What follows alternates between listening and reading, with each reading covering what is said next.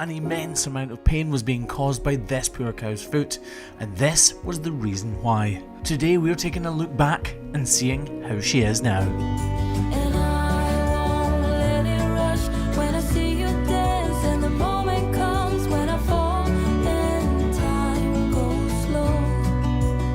I fall into you. So this is cow 341, as she was around 2 weeks ago now.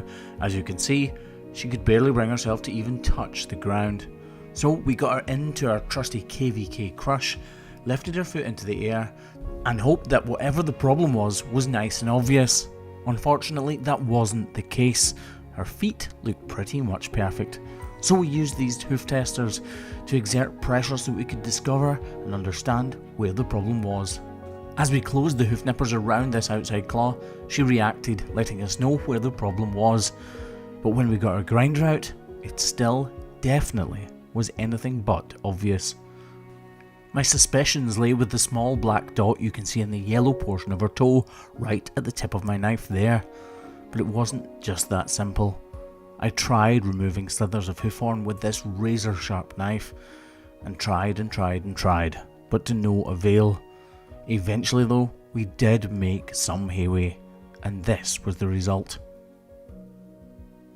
An abscess hidden deep underneath the outer layers of our hoof horn, causing pressure and therefore causing the pain that was so evident earlier on. Using Hoof Grip Pro, we glued on a block to take the weight away from that outer claw, but there was still a lot of hoof horn to remove, and it wasn't exactly easy. Hoof horn is tough stuff, but we needed to put in as much effort as needed to remove all of the overburdening hoof horn from the cavity beneath. Once we'd finished, it was raw and wide open. We doused the whole area with iodine and used this magical paste to try to dry out that area and set her on the road to recovery. This was the difference we'd made. In just a short amount of time, we'd made a huge effort towards making her pain-free, but from these images here, we can all clearly see that she was still very clearly in pain. So, fast forward 2 weeks and we are back. The sun is shining, and here she is coming up the race, eager to get into our crush so that we can have a look at the fruits of our labour. Her biodegradable bandage is still in place, and as you can see here, it's nice and loose and beginning to break apart. Her block is lifting this outer claw, the affected one, up off the ground, still providing that much needed pain relief. Now that we've got our foot firmly in the air, it's time for us to cut away this bandage, and you can see me here pulling it apart. We love the idea of biodegradable bandages because just look at them breaking apart after only a couple of weeks, although to be honest, they don't smell that good. Right, now that that's done, let's give her a quick wash so that we can see exactly how her foot has, or hasn't, progressed. And if we just pause that there for a second, here's a quick public service announcement. They're coming! 4 weeks ago, thousands and thousands of you guys pre-ordered this shirt, and this is the only one in existence. It's taken weeks to get it absolutely perfect, and this is the final sample. So in 10 days time, I will get all of the merch you guys pre-ordered 4 weeks ago, and it'll all wing its way to you right across the world. If you weren't lucky enough to get that because they were only released for a day, maybe 2 days, if you didn't get one but you want some Hoof GP merch, you can't get this right now, but you can head over to thehoofgp.com, type in Easter 15, and for the next 2 days you'll get 15% off any order. Doesn't matter how small, how big, how middle. It doesn't matter how big the order is. Type in Easter with a capital E, 15 like the number, and you'll get 15% off. To the rest of you guys who did manage to get one of these awesome t-shirts, look forward to getting it through the post in just over 10 days time. So obviously I need to clean all of this off. This is the paste that we applied last time we were here, and here is the problem, sticking right out of her foot. I'm just gonna gently remove all of this to see what is happening. This is granulating tissues. This is really good to see that it's all starting to repair.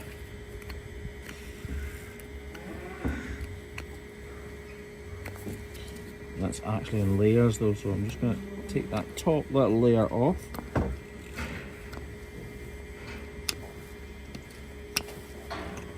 It's going to be really interesting to see how this cow is walking afterwards. It's been 2 weeks since we've seen it, and she has made a fair amount of improvement, but clearly this is still a real issue.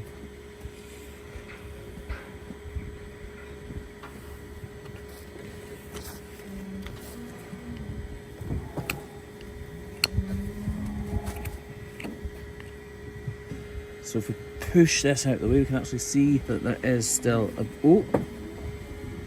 there's still a bit of infection in there. You can actually see that this part of the hoof horn here is insulting this corium. So this is granulated corium, which is why it's not pink anymore. Beginning to die. That is actually a really good sign. Right, I'm going to try and push it out of the way of the back of my knife and just ease down that inside axial wall. Not that there's an outside axial wall. I really need to debride, as they say, by getting this hard-edged... Oh, stop, you don't know this. Getting this hard-edged hoof horn away from the corium, because obviously every time she steps, it insults it a little bit more and stops it from completely healing. Chuck that wash, will you, please, Kyle? Thank you.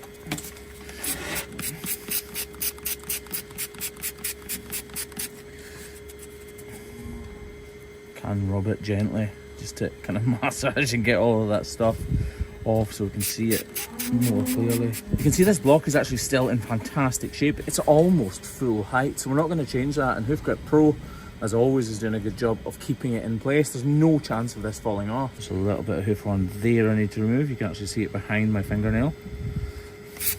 But still just that little bit more to get from here.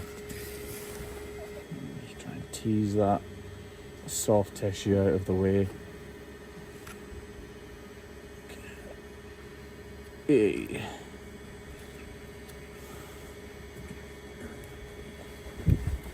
Well, that's better.